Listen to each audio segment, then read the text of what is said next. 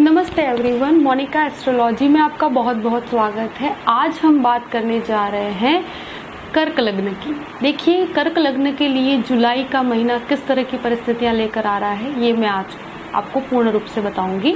और ये जो राशिफल जो कहते हैं वो आपको लग्न से देखना चाहिए। लग्न से आपको मुख्य रूप से आपको ये चीज का पता चलता है कि किस तरह का वातावरण होगा और किस तरह से आपको क्या निर्णय लेने हैं, उसका आपको पूरा आधार पता चलेगा। और अगर राशि से देखते हैं तो आपके इमोशनल बॉन्डिंग्स और आप इमोशनली किस तरह का महसूस करेंगे ये आपको पता चलेगा। देखिए, कर्क लग्न की बात करते हैं तो देखिए, लग्न में ही शुक्र मंगल की युति बनी हुई है। शुक्र मंगल जब भी लग्न में होते हैं और ये दशम भाव का स्वामी होकर मंगल लग्न में बैठा है शुक्र के साथ, तो देखिए ये क्या परिस्थिति है कि आपके अंदर एक अजीब प्रकार का, कहते हैं कि एक जुस्सा और एक आकर्षण जो आप क्रिएट कर रहे हैं वो आपके अंदर बना रहेगा। और आप सब में कुछ अलग ही आपका प्रेजेंटेशन होगा। आप शो ऑफ जिसको कहते हैं उसमें आप ज़्यादा विश्वास रखेंगे।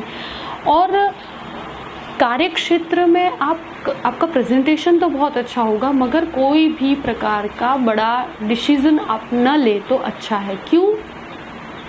क्योंकि ये एक आकर्षण से किया हुआ आपका कार्य है, मगर कहीं ना कहीं आपको आपका प्रेजेंटेशन अच्छा है, सब कुछ अच्छा है, मगर थोड़ा सा आपको बुद्धि से कार्य करना है। कोई ऐसा निर्णय जल्दबाजी के अंदर लिया गया हो जिसमें बहुत सारा फाइनेंस आपका फंस जाए, ऐसा कार्य आपको बिल्कुल नहीं करना है। तो आपको बहुत ही सूझ बुद्धि के साथ आगे बढ़ना है। कार्यक्षेत्र का प्रेजेंटेशन बहुत अच्छा है। आप अगर कोई जॉब के लिए ट्राई कर रहे हैं, सब में आपको ओवरऑल परिस्थिति बहुत अच्छी बनी हुई है। और सूर्य जब आपका 16 जुलाई को लग्न में आ जाएगा, उसके बाद परिस्थितियां और भी मजबूत हो जाएंगी, क्योंकि सूर्य के लग्न में आने के बाद आपके आत्मविश्वास में और भी ज्यादा वृद्धि होगी और आपके जो कार्य अटके हुए वो भी होना शुरू हो जाएंगे।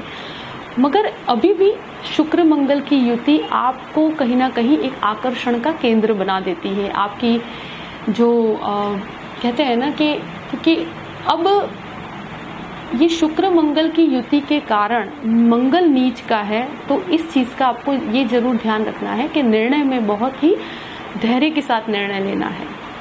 दूसरे भाव का स्वामी है सूर्य और वो आपके 12वें स्थान में है और वो तृतीयेश भी है बुध, और 12वें भाव का स्वामी भी बुध है और बुध आदित्य योग आपके 12वें भाव में स्थित हो रहा है।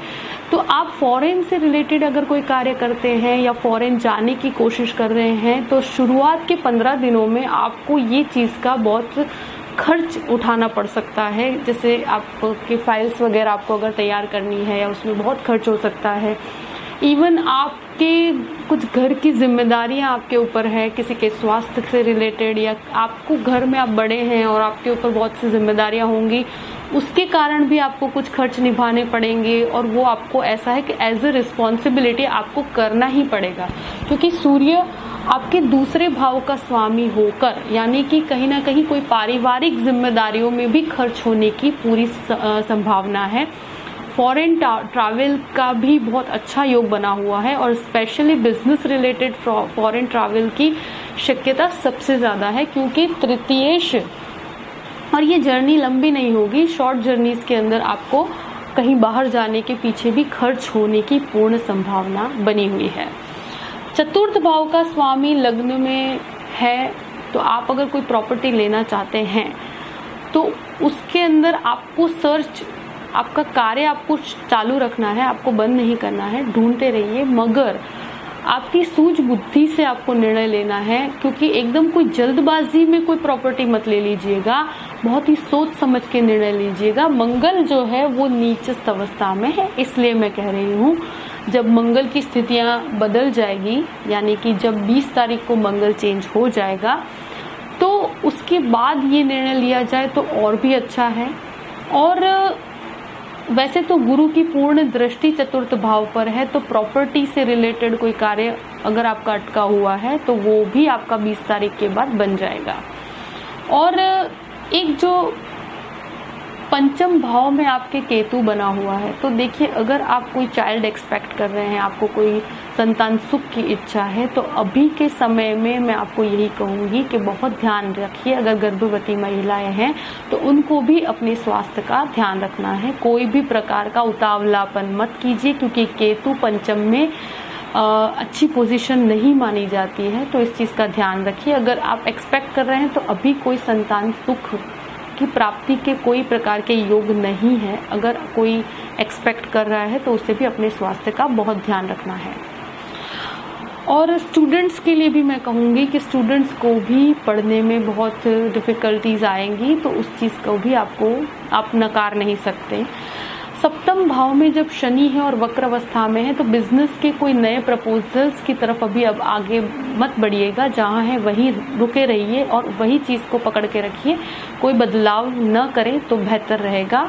और शनि जब सप्तम भाव में है तो देखिए मैरिड लाइफ के अंदर कोई डिस्टर्बेंस ना आए, इस चीज़ का ध्यान रखिए। आप बहुत ज़्यादा आप कहते हैं ना कि कभी कभी हम बहुत ज़्यादा लक्ष्य बना के चलते हैं कि ये कार्य ऐसे ही होना चाहिए, तो देखिए ज़्यादा इस तरह का रिजिड न बनिए। बहुत ही चीज़ों को आप नीति नियम के अंदर बांध के मत रखिए, क्योंकि संबंधों में कुछ नीति नियम ऐसे हैं कि जो नहीं बना सकते आपको फ्लेक्सिबल होकर जीना पड़ता है, और कहीं ना कहीं दूसरों का भी हमें ख्याल रखना होता है। तो आप इतना आपको कहीं गुस्सा आ जाए और संबंधों में खटास ना आए, इस चीज़ का आपको अपनी पत्नी के साथ के संबंधों को अच्छे बनाने की कोशिश कीजिए। ज़्यादा नीति नियम के अंदर आपके अंदर का प्रेम जो है वो ख़त्म ना हो जाए, इस चीज़ का आपको ध्यान रखना है। क्योंकि शनि जब सप्तम में होता है तो इस तरह की परिस्थितियाँ मैंने बहुत देखी हैं।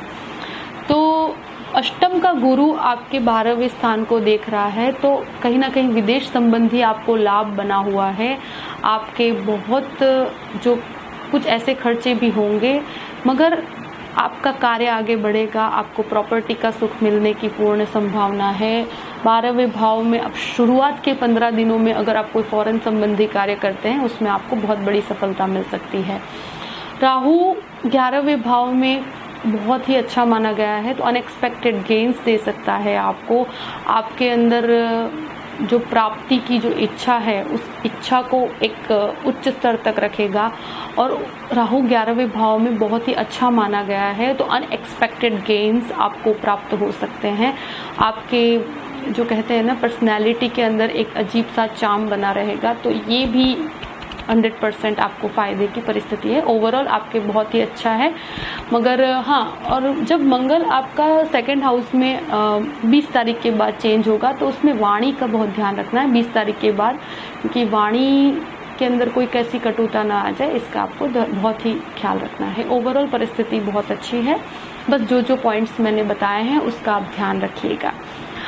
अब प्रदोष हो रहा है 7 और 21 तारीख को, 7 जुलाई और 21 जुलाई को प्रदोष का व्रत जरूर कीजिए। आपका तो लग्न का स्वामी ही चंद्र है, तो अगर चंद्र को मजबूत रखेंगे तो आपके लिए बहुत ही अच्छी परिस्थितियां निर्माण होंगी। और प्रदोष का व्रत करने से, शिव की आराधना करने से आपके मन को बहुत शांति मिलती है। तो प्रदोष का व्रत कर्क लग्न वालों को तो जरूर करना चाहिए, और जिसका चंद्र डिस्टर्ब हो उसे, यानी कि चंद्र 6, 8, 12 में हो, उसको प्रदोष का व्रत जरूर करना चाहिए।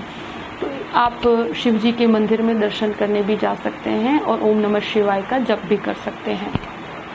गुरु पूर्णिमा 23 जुलाई को है, तो आप गुरु की आराधना कीजिए, गाय की सेवा कीजिए, ये भी आपके लिए बहुत अच्छा है। विष्णु सहस्त्र का पाठ भी बहुत अच्छा माना गया है। 9 जुलाई को अमावस्या है, तो पीपल को उस दिन आपको जल और दूध, कच्चा दूध अर्पित करना है। ये भी आपके अगर कोई ग्रह दोष निर्माण हो रहे हैं तो उसको शांत करने में बहुत मदद करता है। 13 जुलाई और 26 जुलाई को जो गज केसरी योग बन रहा है, तो वो भी आपके लिए बहुत लाभ देने वाला है। अगर कोई ऐसा फाइनेंशियल रिलेशन या फाइनेंशियल कोई कार्य आपको करना है तो इस दिन करेंगे तो आपके लिए बहुत ही बेनिफिशियल है। ओवरऑल परिस्थितियां बहुत अच्छी हैं। जो छोटे मोटे मैंने अभी आपको रेमेडीज बताई है, उसका ज़रूर आपको अध्ययन करना है और ध्यान रखना है उस चीज़ का, और रेमेडीज को फॉलो भी करना है। कर्क लग्न वालों को शिव की उपासना ज़रूर करनी चाहिए, क्योंकि शिव ने ही चंद्र को अपने सिर पर स्थापित किया हुआ है। तो आपका चंद्र लग्न का स्वामी है और आपके मन की स्थिरता के लिए शिव आराधना सबसे बेस्ट है। ये सबसे बेस्ट रेमेडी है। ओम नमः शिवाय का जप आपको हमेशा करना चाहिए। आई होप कि आपको ये वीडियो पसंद आया होगा और आगे भी हम इसी तरह से जुड़े रहेंगे, यही मैं एक्सपेक्ट करती हूँ आपसे। और ओवरऑल पोजीशन आपके लिए बहुत फेवरेबल है, कोई चिंता की ज़्यादा बात नहीं है। और आगे भी आप आई होप के वीडियो ज़रूर देखेंगे और हमसे जुड़े रहेंगे। सब्सक्राइब करिएगा और नए नए वीडियोस और जानकारी के लिए जुड़े रहिएगा। Thank you so much.